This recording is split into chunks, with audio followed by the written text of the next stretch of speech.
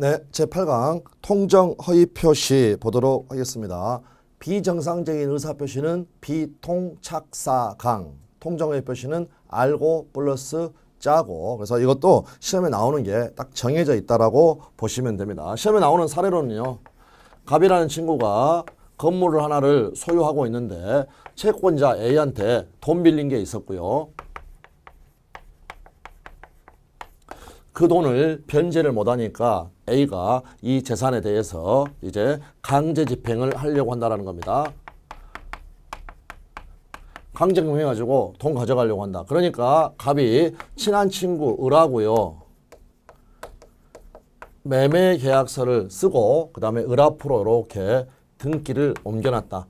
그냥 간단하게 속된 말로 재산을 빼돌린 겁니다. 그러면 정상적인 매매라면은요,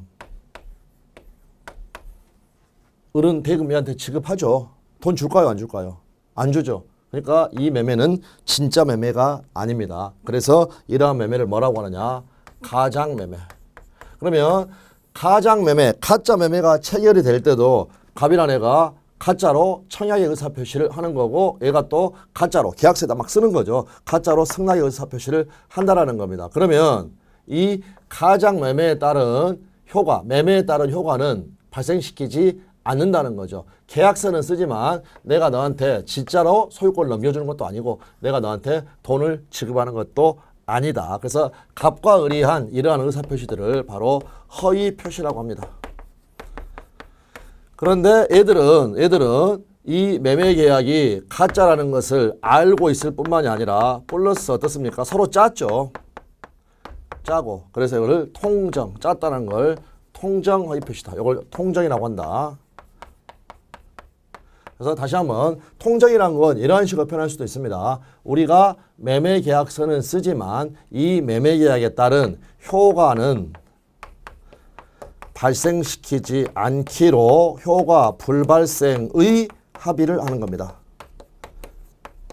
서로 요게 짰다라는 그러한 의미가 된다. 그러면 이 매매의 효력은 어떻게 할 것인가? 요거를 다뤄주고 있는 거, 처리를 해주고 있는 게 바로 우리 민법의 108조입니다. 그래서 상대방과 통정한 허위의 의사표시는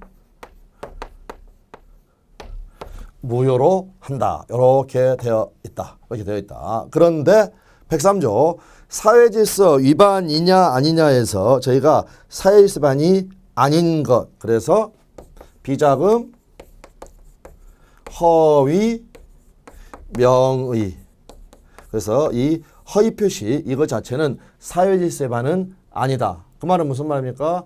갑은 을한테 만약에 가장 매매만 했다면 무효니까 이행할 필요가 없는데 가장 매매에 따라서 이행한 게 있으면 이거는 부당이득으로 다 반환받을 수가 있다. 반환받을 수 있다. 네, 그렇게 알아두시면 되겠습니다. 그래서 일단은 효과는요, 이제 당사자 간에는 언제나 무효입니다. 그런데 이 효과는 전항의 의사표시의 무효는, 예의 무효는 선의의 제3자에게는 대항하지 못한다라는 제3자 보호 규정이 있기 때문에 제3자에 대한 효과 이렇게 나눠봐야 한다는 겁니다. 다시 갑소유의 부동산에 대해서 채권자 A가 강제 집행을 하려고 하니까 을하고 가장 매매를 하고 이렇게 등기를 옮겨놨는데, 그러면 이 가장 매매는 무효니까 을은 등기가 되어 있다 하더라도 소유권을 취득하지 못하는 겁니다. 그러나 어찌 되었건 을 앞으로 등기가 되어 있기 때문에 다른 사람하고 거래가 생길 수가 있고요. 그 다음에 병이란에는 애들이 짜고 쳤다는 걸 몰랐다.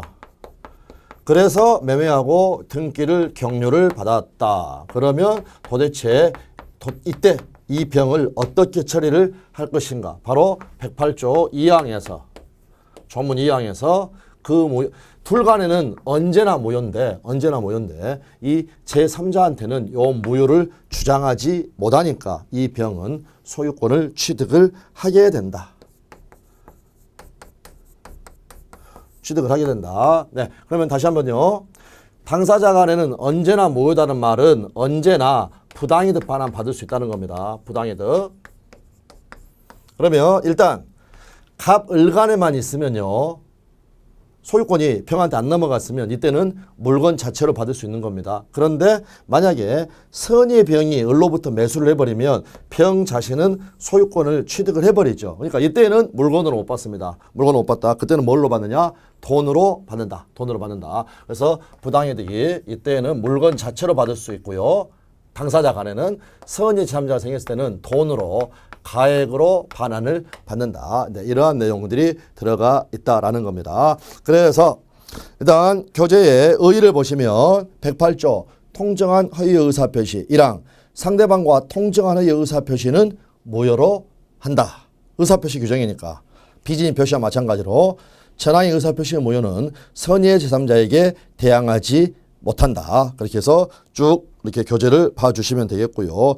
요건을 보시면 양가로 1번에 진의에 반하는 의사표시가 있어야 되고요. 양가로 2번에 상대방과 합의까지 있어야 한다.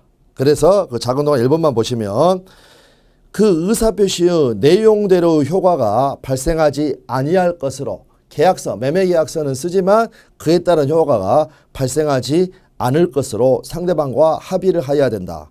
상대방이 이와 같은 의사와 표시의 불이치를 알고 있는 것만으로는 부족하다. 왜? 알고 플러스 짜고까지 있어야 하니까 네, 거기를 확인을 해주시면 되겠습니다. 작은 동그라미 2번 말씀드린 내용이니까 읽어보시면 되겠고요. 그다음 판례 하나 나와 있네요.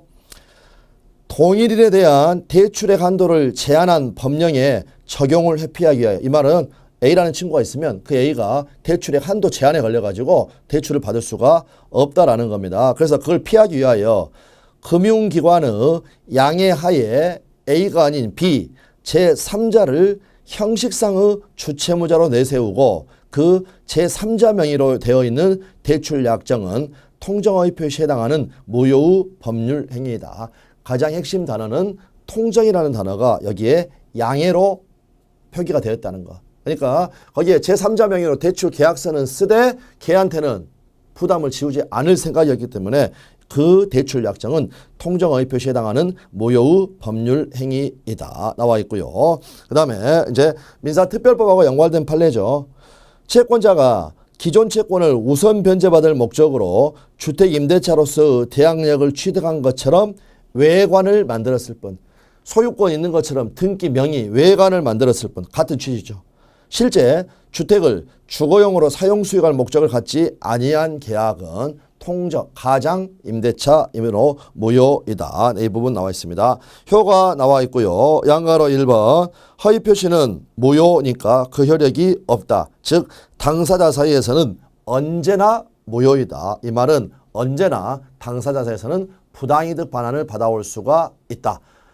을이라는 친구가 물건 가지고 있으면 물건으로 받는 거고요. 그 다음에 선의 병한테 처분을 해가지고 물건을 받을 수 없게 될 때는 돈으로 반환을 받아온다. 그 말은 사회질서의 반은 아니라라는 게 들어 있습니다. 그래서 그 부분 쭉 한번 읽어보시면 되겠고 양가로 이번에 무효가 나와 있죠. 이행하기 전이면 무효니까 이행할 필요가 없다. 네, 그 내용이 나와 있고요.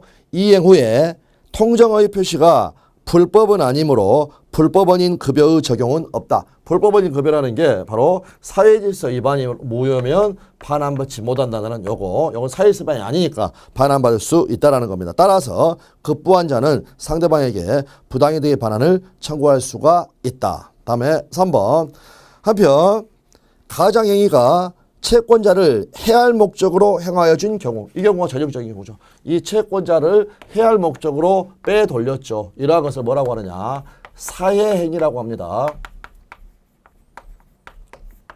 사회행위 그때는 어떻게 할 수 있다? 채권자는 사회행위를 이유로 채권자 취소권을 행사할 수 있다라는 것이 판례이다. 그래서 채권자는요 이 계약을 취소할 수가 있습니다. 채권자 취소권 어디서 한번 나온 것 같지 않습니까? 어디서 나왔느냐? 이중매매에서 나왔습니다. 대위로만 되니까 거기에서는 안 된다. 근데 안 되는 이유가 뭐라고 그랬냐면 판례 이유에 따르면 돈 받을 거 있으면 안 되는데 여기는 어떻습니까? 돈 받을 거죠. 그러니까 된다라는 겁니다. 그런데 다시 한번 말씀드리지만 채권자 취소권은 저희 시험 범위가 아니니까 이제 여기까지 포함해가지고 채권자 취소권 되느냐 안 되느냐 이것만 알아두시면 됩니다. 그래서 이 통입니다. 이 통 여기는 안 되고 통통통통통통통통 여기는 된다. 앞에가 뭡니까? 이중매매. 이중매매. 대의로만 되니까 이중매매에서는 안 되고 지금 하고 있는 통정의 표시. 돈 받을 거 있는데 빼돌리는 거 이때는 된다. 이중매매는 안 된다. 통정의 표시는 된다. 이것만 그냥 그대로 기억을 해 주시고 시험장까지 가지고만 갈 수 있으면 무조건 처리가 되는 그러한 부분이다. 네, 이렇게 말씀을 드리겠습니다. 한 가지 이제 또 알아두셔야 될 게 선의 제3자 보호 규정. 이 부분을 잘 알아두셔야 됩니다. 선의의 제3자 얘를 보호하는 규정. 우리가 확인했죠. 108조 2항 이거 이야기하는 겁니다. 전항의 의사표시 무효는 선의 제3자에게 대항하지 못한다. 그러면 여기는 시험에 나오는 유형이 두 가지가 있습니다. 하나는 이 선의의 의미와 관련된 판례고요. 다른 하나는 이 제3자에 해당하느냐 해당 여부와 관련된 판례입니다. 그렇게 되면 일단 선의에서는 선의의 의미와 관련해서는 두 가지가 논의가 됩니다. 아주 중요한 그러한 판례들이 되겠습니다. 그래서 이 제3자는요. 선의이기만 하면 충분합니다. 그래서 무과실은 요건이 아니다. 모르기만 하면 되는 무과실은 요건이 아니다. 만약에 무과실까지 갖춰져야 된다면 우리는 요거 제목을 바꿔야 됩니다. 선의 무과실의 제3자 보호 규정 이렇게 이야기되는 거죠. 근데 선의이기만 하면 보호가 된다라는 거. 그 다음에 이 제3자의 선의는 추정이 된다는 겁니다. 추정이 된다는 말은 이거는 입증 책임과 관련이 되어 있다. 무슨 말이냐. 갑하고 병하고 소송에서 만났다. 그 말은 갑은요. 야 이거 내가 가짜로 빼돌린 거여 가지고 가장매매로 무효니까 너 이거 소유권 취득하지 못해. 이렇게 한다라는 겁니다. 둘이 붙었을 때 둘이 갑하고 병하고 소송에서 붙었을 때 갑이 병의 악의를 입증해야 될 것인가. 그러니까 지금 등기부상으로만 보면요. 갑에서 가장매매이긴 하지만 이렇게 이전이 되어 있고 다시 3번으로 병 앞으로 이전되어 있고 이 갑과 병이 소송에서 만났다. 그러면 방어를 하기 위해서 이 병이라는 친구가 자신이 선이라는 걸 입증을 해야 될 것인가 아니면 갑이 얘의 악의를 입증해야 될 것인가 그러면 추정되나 추정. 지금부터 이제 기억하실 거 추정받는 사람은요 그대로 있으면 됩니다. 나설 필요 없습니다. 그러니까 누가 입증해야 된다? 추정되니까 갑이 무효를 주장하는 갑이 입증하면 되고 추정되는 병은 가만히 있으면 된다. 네, 이 부분이 일단 이제 출제 포인트가 되겠고요. 한 가지만 먼저 확인을 해둘 거. 병이 선이면 소유권을 취득을 한다고 그랬죠. 그러면 저인 아내가 다시 매매하고 등기를 받았는데 정은 이러한 사실을 알고 있었다. 가장매매했다는 걸. 그러면 이 정은 어떻게 될 것인가. 병이 완벽한 소유자였기 때문에 정은요 선이냐 악이냐 알았냐 몰랐냐 전혀 따지지 않습니다. 그런 걸 뭐라고 하느냐 병이라는 친구가 애의 소유권을 지켜주는 보호막이 된다라고 해가지고 엄폐물의 법칙이라고 합니다. 엄폐물의 법칙. 네, 이렇게 해서 이제 확인을 해 주시면 되겠고요. 다음에 이제 제3자의 해당 여부, 해당하느냐, 해당하지 않느냐. 그런데 이 부분에 대해서는 판례사항은 많습니다. 근데 이거는 압축을 해야 됩니다. 그렇지 않으면 상당히 복잡해진다. 일단 갑하고 을을 제3자라고 할 수는 없죠. 그러니까 당사자 안 됩니다. 다음에 포괄 승계인, 그거는 상속인을 이야기하는 건데 아들은 아빠하고 똑같다고 보면 됩니다. 그러니까 제3자란 당사자와 포괄 승계인은 안 되니까 그 이외의 자 그들 중에서 이 가장매매를 기초로 해가지고요 새롭게 이해관계를 맺으면 된다. 이렇게 판례가 이야기를 하고 있습니다. 그래서 양가로 3번에 대양불능 나와 있고요. 작은 동그라미 2번 제3자는 선의이면 족하고 과실의 유무는 묻지 않는다. 무과실은 요건이 아니다. 3번 제3자의 선의는 추정되므로 제3자가 스스로 나설 필요는 없고 제3자에 대한 악의의 입증 책임은 무효를 주장하는 자가 부담을 한다. 선의 제3자로부터 다시 권리를 취득한 전득자는 엄폐물의 법칙, 선이야기를 불문하고 보호가 된다. 아래 판례는 참조하시면 되겠고요. 다음에 통정의 표시의 제3자 나와 있는데 해당하는 자, 해당하지 않는 자, 거기에서 해당하지 않는 자, 이거가 중요한 거죠. 그래서 당사자와 포괄 승계인, 방금 말씀드렸던 것처럼 갑을, 애를 제3자로 할 수 없죠. 포괄 승계인 안 된다는 겁니다. 대리인의 통정의 표시에서 본인, 얘도 당사자니까 안 된다. 그 다음에 시험에 가장 많이 나오는 거죠.